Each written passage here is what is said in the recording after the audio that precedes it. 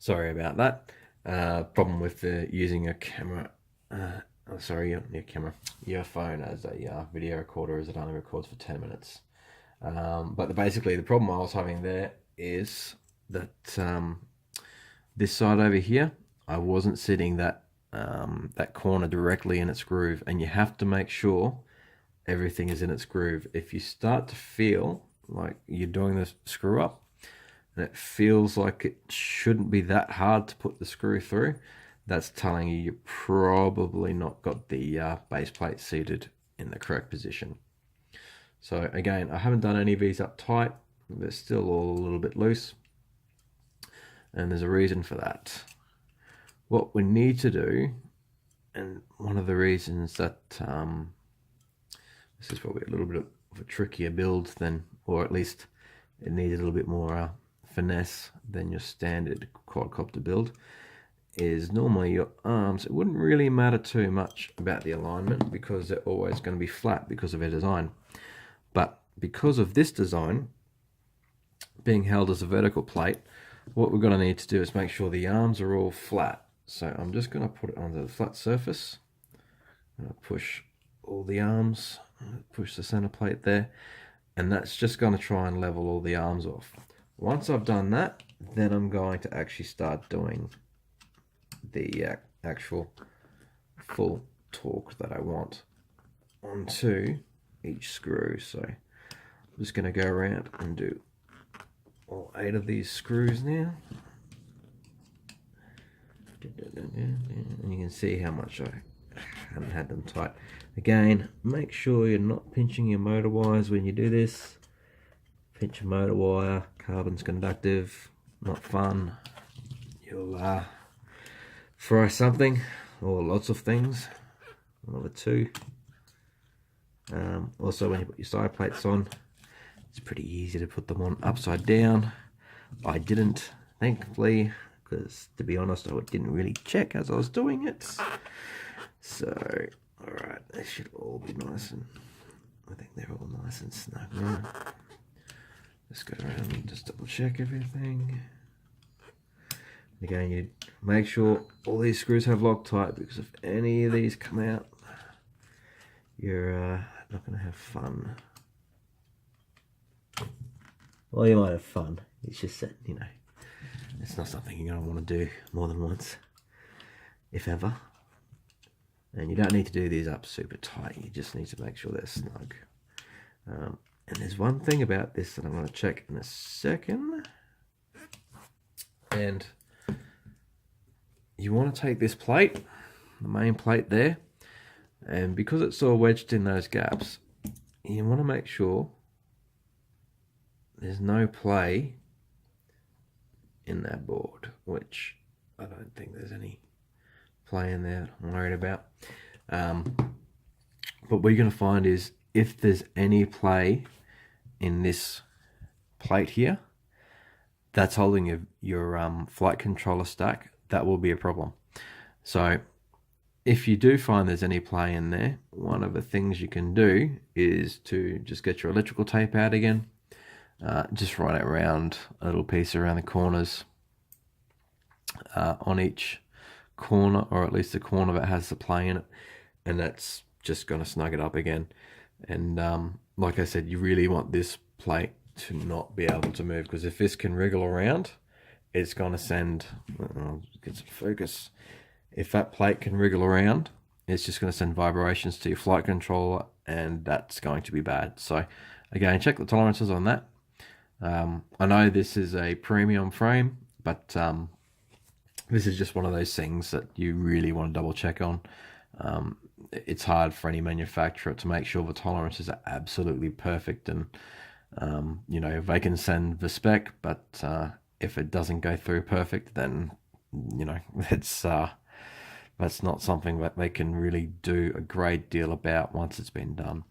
So do make sure you check that, and I'll come back in a second and we'll start on the flight stack. I actually decided I'd better show this on camera just in case someone has any problems with it, but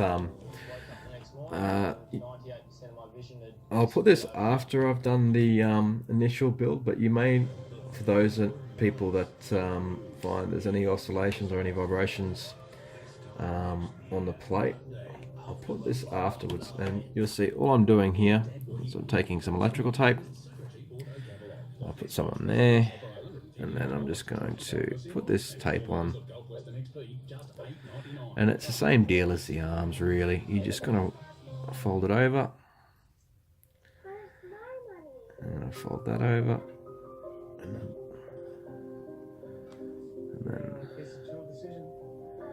you can see that I'm just putting a little bit of tape on each side. And if you're wondering what that's going to do, again, that's just to shim it. And that's going to be the main thing with this quadcopter, is that because of all the way that this fits all vertically, it really is important that you don't have any vibrations or shimming issues, because like I said, that will go through the whole frame. That will ruin your flight controller. You know, if you've ever experienced your twitch on your flight controller, you'll be getting that. You will also probably experience excessive heat in the motors. Just lots of bad things will happen. So it's a good idea just to check that the tolerances are okay. And I thought this one was, I mean, this felt pretty fine to me, but I thought, well, I can do a little bit more just to be sure. And you can see I've just got taped off little corners there. And like I said, when this goes together now, when it fits in these grooves, it's going to be a little bit tougher to initially get it into the groove. But when it does go into that groove, it's pretty much guaranteed it's going to be really nice and snug, and that's exactly what you want it to be, because all those slots in there, you can see that slot here, and I can see it in the light in there, but yeah, focus, oh, that little slot there. This whole base plate is dependent on it going into those slots, and that it fits really nice and snug. Because like I said, if it doesn't fit snug, you're going to get all sorts of dramas with vibrations going through the flight controller. So just make sure you do that, and I'm going to try and shortcut this here by cheat a little bit and put this together before. It's probably not the best way to do it, but I'm just going to put this back together, make sure it all goes in, and it will go in, but like I said, because I've now snugged it all up, it's probably going to be a little bit tighter. So I'm just going to do that, and I will get back to the next part of the build. I'll just show you how it goes in. Alright, so before we actually start on the flight stack, what I figured was this is probably a good time to do the battery pad and to do the receiver and put the battery strap through it. So any time before you're going to be applying any sort of stickers or anything like that, or anything that uses any well, glue type substance, I suppose, I always wipe down with some rubbing alcohol. I'm in Australia, methylated spirits, if you can see that. That's what I use to wipe everything down. That's just to get oil and everything off, so you get the battery pad will stick very nicely on that. So I'm just going to wipe that down there, and there's something I'm going to stick down over on this side in a second, so I'm just wiping this down as well. Just going to let that dry for a second.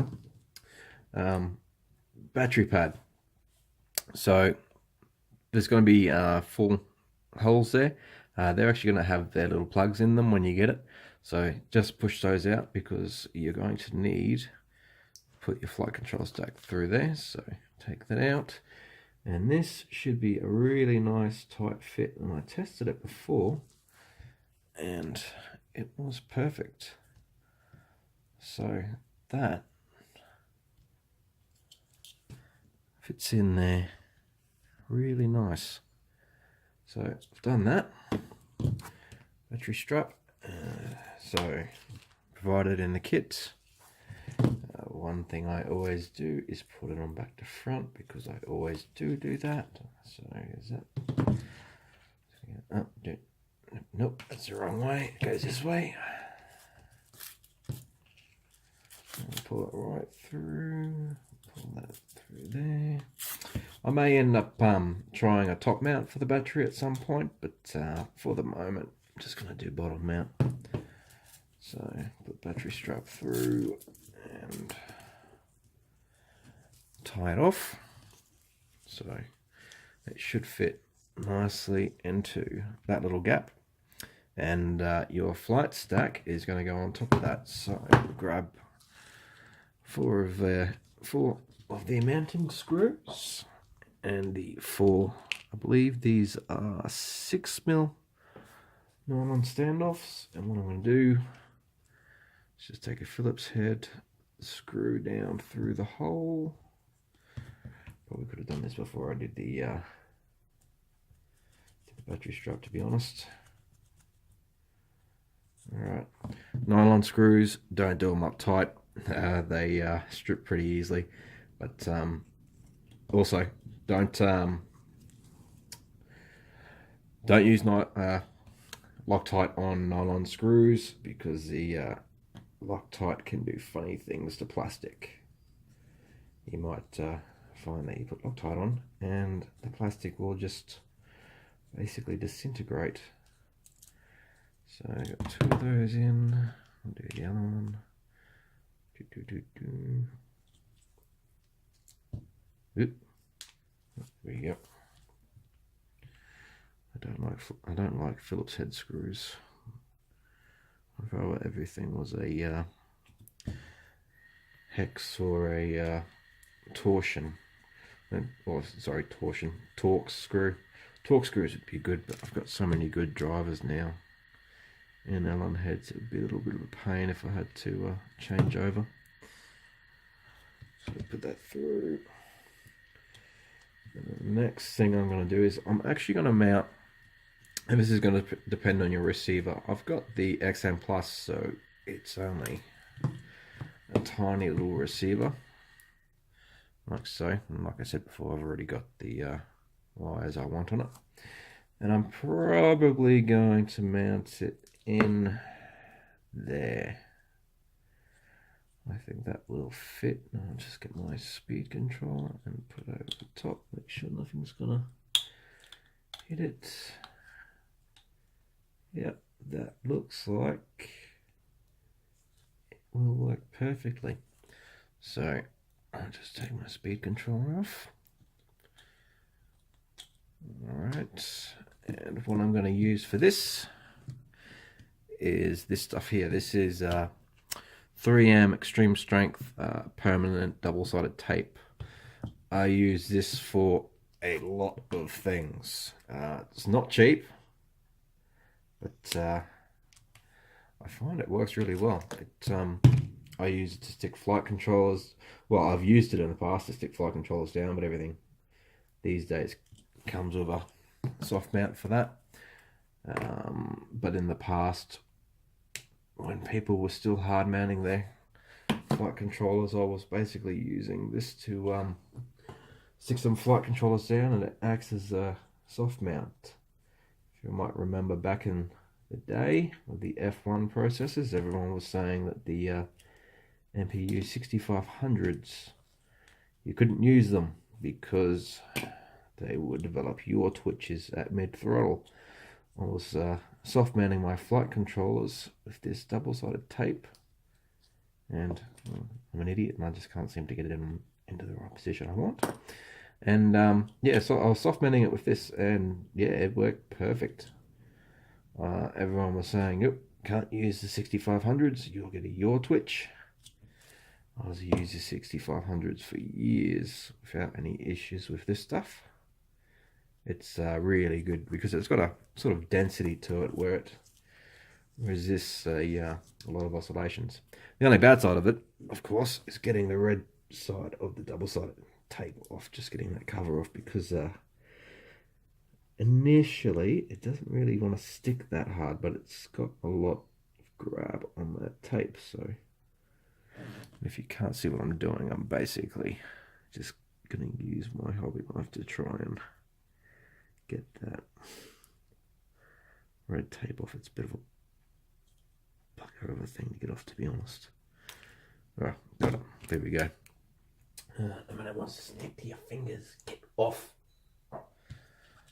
And it's like a clingy cat. Okay. So, oh, by the way, before you do this, because once it goes down into the guts here, you're not really going to be able to reach it. So you want to make sure that this is bound to your radio. I'm just going to stick that down there. And that's going to be a really snug fit. So I run these wires out the back here so I can get them back up to the flight controller. And then I'm going to put my ESC on, so that's going to be the back.